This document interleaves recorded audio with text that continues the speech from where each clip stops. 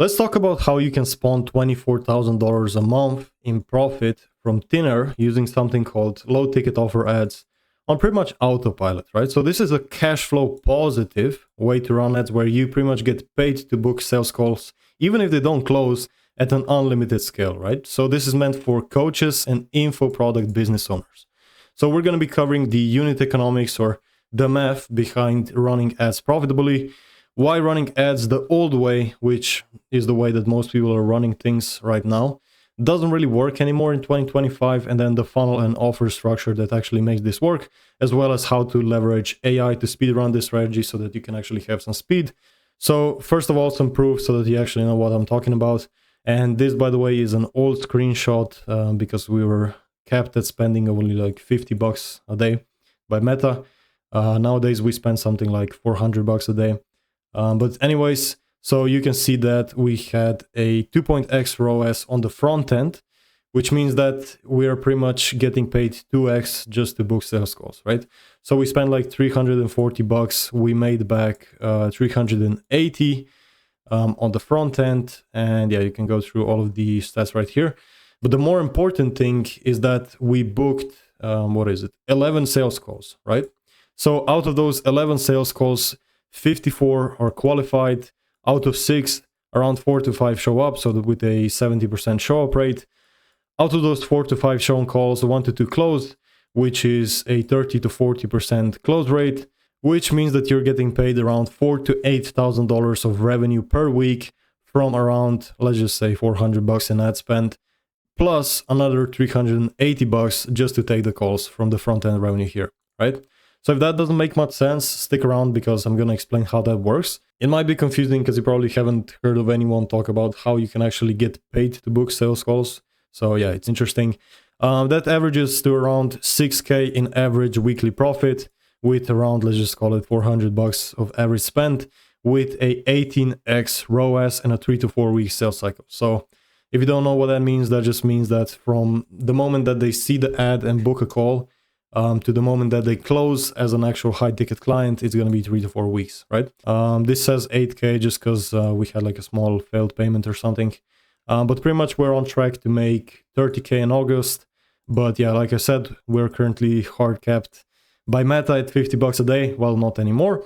Now it's, maybe I should have inserted a new screenshot, but anyways, I'll do that on my Instagram. So let's talk about the actual math that makes this profitable, right? Math is going to be what breaks or makes your entire business, okay? First thing, cost to acquire a customer and LTV, lifetime value, right? Those numbers are pretty much the most important numbers that you're talking about when it comes to running ads. So LTV is just going to be the total amount of money you'll make from one customer. And then cost to acquire is how much money you actually spent to acquire that customer with this specific associated LTV, right? And then in general, your LTV should be a multiple of your cost to acquire a customer to make you really profitable, right? We're talking about 5x or more. If it's less than 5x, running ads is going to be really difficult because one thing goes wrong and you're in the gutter, okay? Now, this alone is not enough to make you successful at all because the math of this needs to be designed in a cash flow positive manner, right?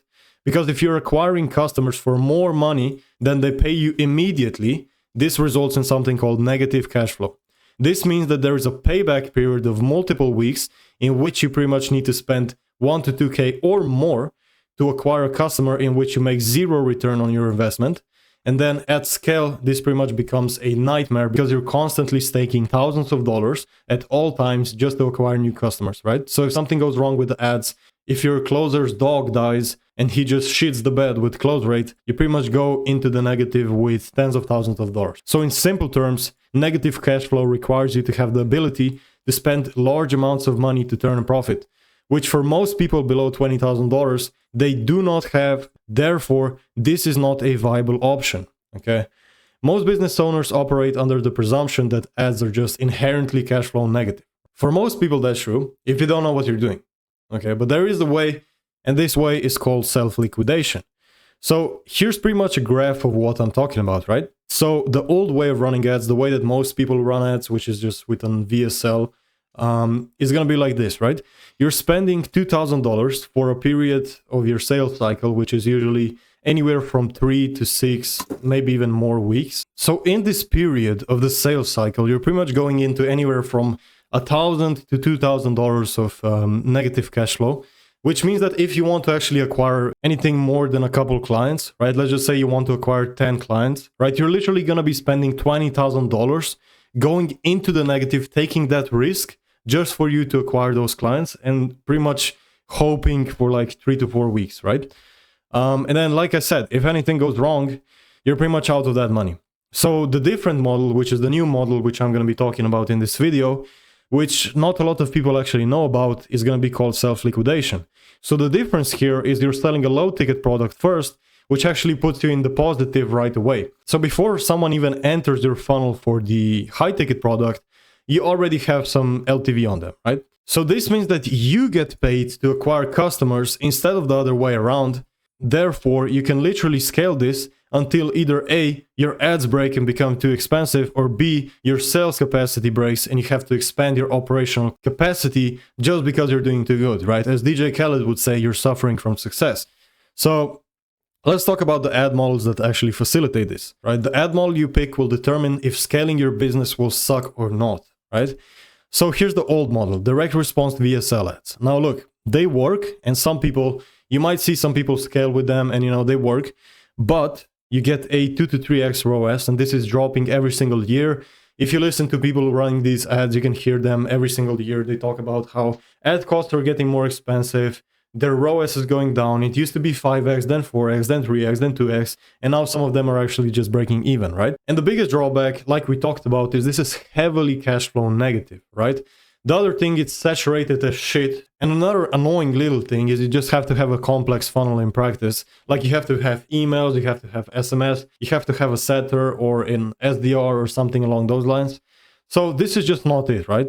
It used to work, but the smarter coaches who are actually doing, anywhere from $100,000 to $200,000 a month right now are doing one of these two ad strategies, right? So this is the one we're going to be covering today. So direct response, low ticket offer ads, right? And when you say low ticket, or when I say low ticket, a lot of people kind of get scared of that because low ticket is generally very hard. And it is, right? I'm not here to bullshit you. If it was so easy, everyone would do it. But here's the thing. They're the best ads to run at scale. They can provide you anywhere from a 10 to 20x ROAS, which we're doing 18 right now. It's cash flow positive. The ads are really simple. We just run literally image ads, so no complicated creatives. It's super simple. Pretty much half of them are just AI generated. It doesn't require you having an elaborate personal brand on social media. So like you don't have to have 1 million followers or anything like that to really get started. The downside is going to be just like with direct response VSL ads. You do need a little bit of a more complex funnel. So generally something like email, something like SMS, and having some kind of SDR or a setter is going to be best. Now you can do all of those things manually, it doesn't really matter. This is pretty much one of the best ways to scale right now. And maybe I shouldn't really say the second best way, because to be honest, it's more about which one is better for your unique situation, right? But the second way is going to be indirect follower ads. So these are best for brand building, for building actual authority. So these are going to give you anywhere from a 5 to 10x ROAS. If you get a 5x ROAS with this, you're just going to be happy as shit, right? Because first of all, you're making 5x ROAS, and then second of all, you're getting a ton of followers. Now, just like direct response VSL ads, the slight negative is going to be that it's cash flow negative. Now, the good thing is that it's not as cash flow negative as this one, but still it is certainly a little bit cash flow negative. You do need better creative. So with this here, with LTO ads, you can just throw up image ads and it just fucking works.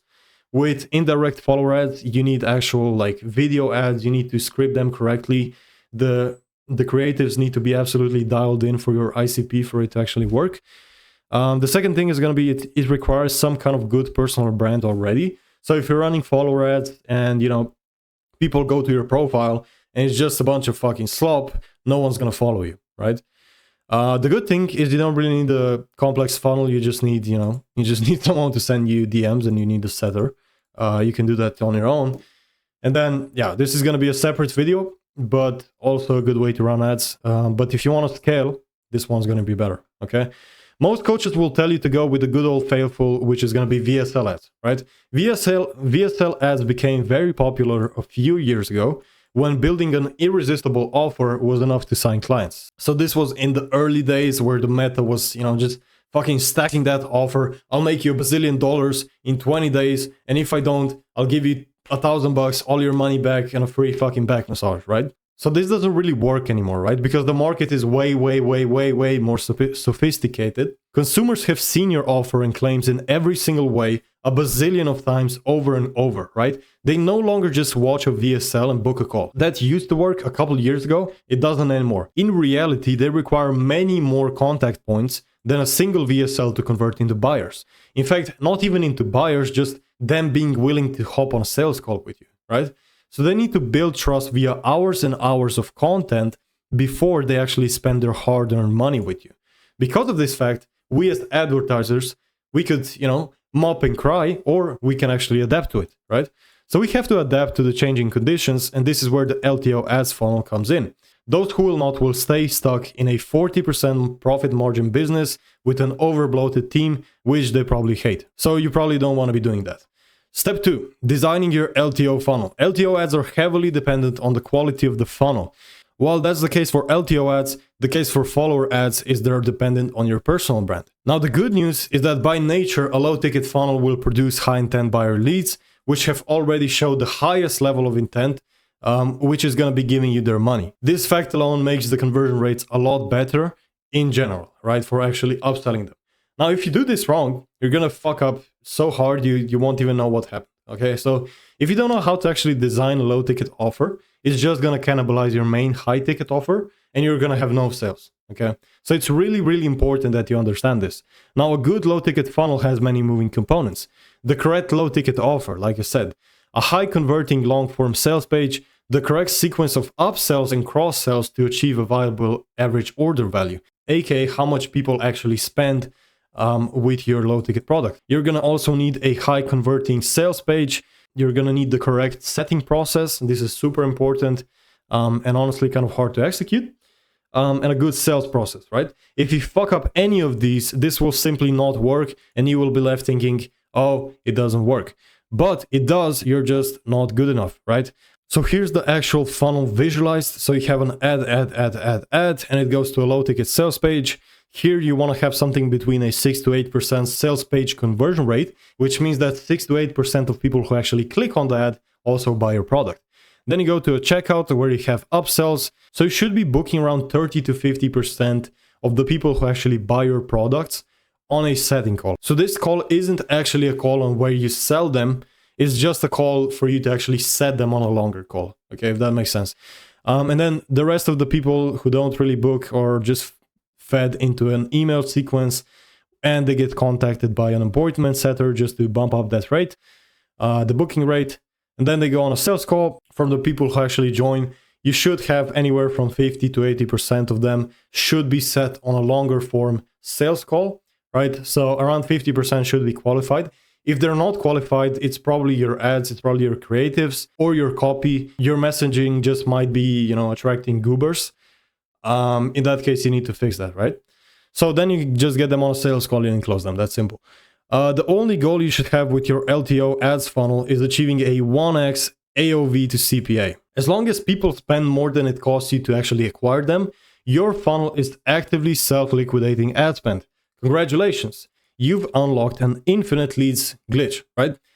Now here comes your likely first fuck up, being a pussy, right? More specifically, you'll need to increase ad spend as much as conceivably possible until either, again, your ads break or become too expensive, or your sales capacity breaks and you can't handle more calls, right? Because most people will just pussy out and not sufficiently increase ad spend, right? The second thing is going to be AOV. Again, this is crucial for this funnel to operate profitably. There's only so much you can do in terms of media buying and better ads. At the end of the day, you will achieve around a 5% CTR and a sub $2 cost per click if you're good at ads. If you're bad at ads, you need to learn that first. Therefore, to make this profitable, you will need the correct sequence of upsells, which, first of all, like we talked about, won't cannibalize your high ticket offer, and that will add around $20 to $30 to your average order value. Okay, so that brings me to step 3, designing your low ticket product. It's super important to understand that the low ticket product isn't going to be where we actually make our money. 99% of the LTV or lifetime value of a client will be made on your high ticket offer. Now look, obviously you aren't gonna get rich selling $12 ebooks, right? What you will get rich with is selling $5,000 coaching programs. Because of this, it's crucial that the low ticket product is built around the high ticket product, okay? And that it does not cannibalize it. So here's what's actually important about designing the low ticket product. It should not solve your ICPs or your ideal client profile. So just your ideal client. It should not solve their main problem. So after they actually consume your low ticket product, if it solves the same problem as your high ticket product, you're cooked, okay? It must be built to attract only the people who actually buy your high ticket product. It should solve a smaller specific aspect of their problem, and it should do that really well, right? So it can't be just some kind of goop. You can't just sell, really shitty low ticket products, because then people are just gonna assume, okay, this guy's low ticket products are shitty. His high ticket products are also probably just as shitty as well. Now, what we found that works really best for a low ticket product is going to be one of these, right? A mini course, ebook, a paid case study with assets or SOPs provided, framed as in, how I got someone X results with this method, and I'm going to give you the assets to actually do it yourself, right? You can bundle up SOPs or some kind of digital assets. You can make a pay challenge. There's a bunch of people running these challenges and they're absolutely cooking right now. You can also have a school community with a course. This also works. Most people will mess up with the offer, leading it to either cannibalize their high ticket offer or being too shit for anyone to ever consider any of your stuff ever again, right? So that's going to be your most likely fuck up. Now, step 4, setting process mastery. By far, the hardest part of your LTO funnel is going to be executing what we call a feedback call. A feedback call is going to be a 10-minute value-heavy call in which you have sort of like a micro discovery sales process where you pretty much build a genuine connection with the lead, you qualify them, and you get them set on a sales call. When this is executed correctly, this will actually result in a 4 to 5x higher booking rate than if you were to set them on a normal sales call, which is going to allow us to achieve a lead to call rate of over 50%. So if you know anything about this, you know that the industry standard is around 10%. So this is going to be 4 to 5x higher, right? Really good. Now, the caveat, this requires a really good salesperson to execute. So I've actually executed this for a long time, right? Just because I needed to, get good at it. And I have a full framework for how to actually execute this feedback call. Generally, I'm only giving it to my clients. But if you really want it, if you want to do the same thing, you can just DM me on Instagram and I'll just send you a copy. If you don't know where to find my Instagram, it's going to be in the description below. You can just follow me and send me a DM. Step 5, print money with AI ads, right? Now, AI is the hottest buzzword in 2025, right? And for good reason. So the highest leverage point in actually running ads is not media buying. So it's not actually you going in the ad manager and changing some kind of, audience setting or something like that. Although that is also important, what's actually important is going to be your volume of creatives, right? The more creatives that you can make, the better your chances of actually succeeding. Think of this kind of like you just randomly betting, right? Think of it like if each ad you make has like a 1% chance of absolutely cooking, right? Because that's actually how it works. So if you just make 100 ads, you're pretty much guaranteed to get one that just cooks, right? And when you get that one ad that absolutely cooks, you just double down, triple down, fucking quadruple down on it until you just break your ads or you just pretty much can't handle any more calls, right? So this is an example of the ads that we made. These are all AI generated. And this is going to be how you actually achieve a sub $2 cost per click and over a 5% CTR consistently, allowing you to scale as much as you want. Most of you are actually drastically underestimating the amount of creatives that you really need to make to be reliably successful with paid advertising, right? So in my experience, the actual win rate of an ad is just like, and mind you, I'm pretty good at, I don't want to self-glaze, but I'm pretty good at making ads.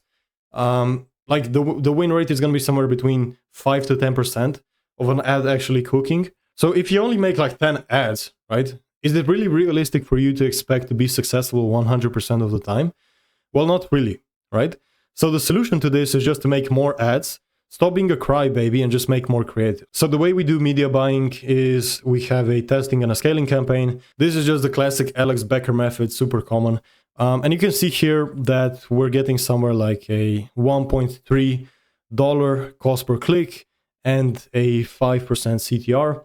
So by far the easiest way to make tons and tons of creatives is going to be using AI. So this is kind of a long process. And to be honest, it's kind of outside of the scope of this video. If you actually found this valuable at all or interesting, you can follow me down on Instagram. That's where I'm most active. It's going to be the first link in the description. If you want me to make a specific video, just comment it down below and I'll make it. If you like the vid, like it. If you dislike it, so I can get some engagement. And also comment why you hate it or why you love it, right? So yeah, that's it. And I'll see you guys later.